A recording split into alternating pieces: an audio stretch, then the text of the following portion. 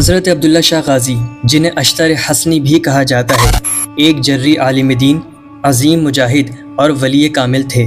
آپ کا مزار مبارک کراچی کے ساحل پر واقع ہے، جہاں روزانہ ہزاروں عقیدت مند زیارت کے لیے آتے ہیں۔ آپ کا وصال 20 ذی الحج 151 میں ہوا۔ آپ کے مزار پر روحانیت کا سمندر ٹھاٹے مارتا ہے۔ آپ کا شجرہ نسب حضرت امام حسن رضی اللہ تعالی عنہ سے جا ملتا ہے۔ آپ کی خدمات دین اسلام کی اشاعت، حق کے قیام اور باطل کے خلاف جدوجہد سے عبارت ہے۔